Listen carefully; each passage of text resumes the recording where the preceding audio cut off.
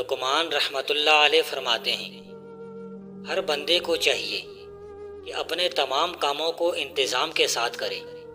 اس سے اپنے کو بھی راحت ہوتی ہے اور دوسروں کو بھی۔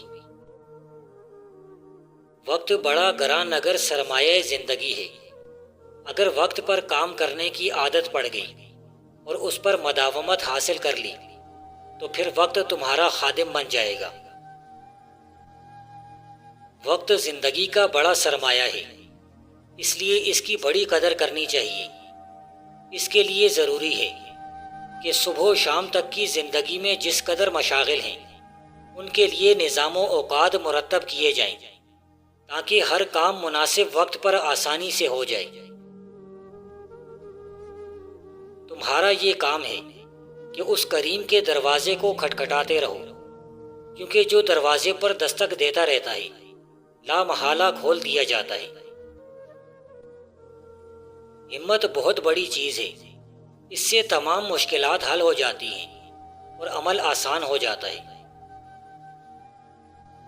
اصل مردانگی یہ ہے کہ بندہ اپنے ناجائز خواہشات اور اپنے نفس کو غلط کاموں سے روکتا ہے۔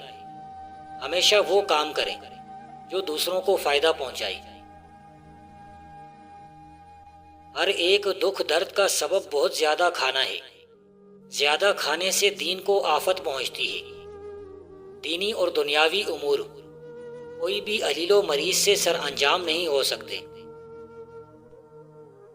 جو کام اصلاح کا ہو اور شیطان کی خواہشات کے خلاف ہو، اس میں طبیعت کا گھبرانا اور نفس پر بوجھ پڑنا ضروری ہے، مگر استقلال اور مداومت سے آہستہ آہستہ اس میں آسانی ہو جاتی ہے۔ انسان کو انسانیت کا مقصد معلوم ہے اور مقصد انسان اس کے ساتھ پیوست ہے، مگر اوروں کی کائنات جانتا ہے اور اپنا پتہ نہیں۔ مثال نیند میں سوئے ہوئے خواب دیدہ اور خواب میں کسی قدر گہرا تعلق ہے۔ کام کرنے سے راستہ کھلتا ہے، اس انتظار میں نہ رہیں کہ پہلے سے راستہ نظر آئے تو آگے قدم رکھیں۔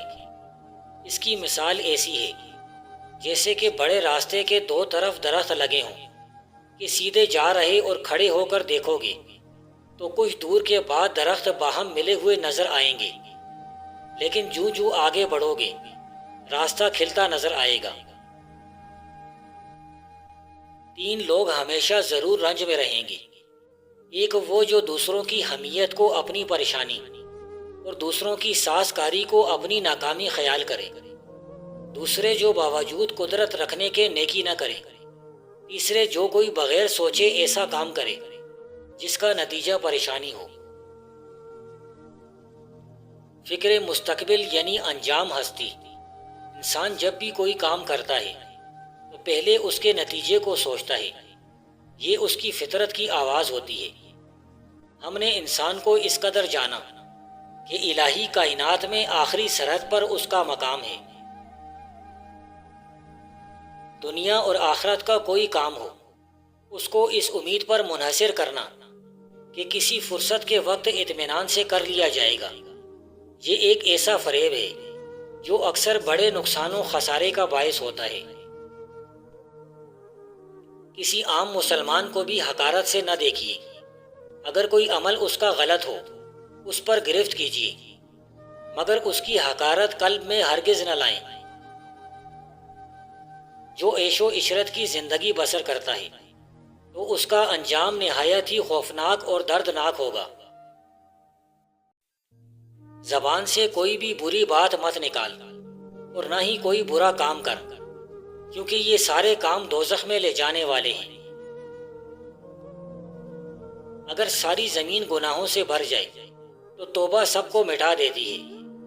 دیکھیے زلزلہ نظر نہیں آتا مگر بڑے بڑے پہاڑوں کو اڑا دیتی ہے۔ ہمت سے اگر انسان کام لے تو کوئی کام بھی مشکل نہیں، اور یہ ہمت پیدا ہوتی ہے کسی کامل کی صحبت میں رہنے سے یا اس سے تعلق پیدا کرنے سے۔ نیند دیر سے آتی ہو تو سوتے وقت سر میں نمکین پانی کے چند قطرے ڈال کر سویا کرو۔ وہ عبادت جو نفس کے خطرات سے محفوظ رکھے، ایسی عبادت سے بڑھ کر بہتر کوئی عبادت نہیں۔ وزن کم کر دینے والی غذا، صرف روز 3 دانے انار کے لیموں کے رس میں بھگو کر کھائیے اور وزن کو گھٹائیے۔ اپنا باطن حق کے لیے آراستہ و پیراستہ رکھو اور ظاہر خلق کے واسطے۔ اصل عز و انکساری یہ ہے کہ آدمی کو غصہ آئے ہی نہ، کسی سے اپنے استقبال کا خواہاں نہ ہو اور خود موت کے استقبال کے لیے تیار رہے۔ اگر دولت مند ہونا چاہتے ہو تو یہ ایک چھوٹی سی آیت پڑھ لیں، اللہم ربنا انزل علینا مائدۃ من السماء تکون لنا عیدا لاولنا وآخرنا وآیۃ منک وارزقنا وانت خیر الرازقین۔ جب پڑھیں، جس وقت پڑھیں، جس نیت سے پڑھیں، فوراً ملتا ہے۔ 4000 اقوال میں سے 4 کلمے منتخب ہیں، وہ یاد رکھنے اور بھول جانے کے قابل ہیں۔ خدا کو اور موت کو یاد رکھو اور اپنی نیکی اور دوسرے کی بدی کو بھول جاؤ۔ جو کوئی اپنی دوستوں کی ہر خطا پر عتاب کرے، اس کے دشمن بہت ہوں گے۔ فضول باتیں کرنا اور سننا دونوں ہلاکت کا باعث اور دماغی صلاحیت کم ہوتی ہے۔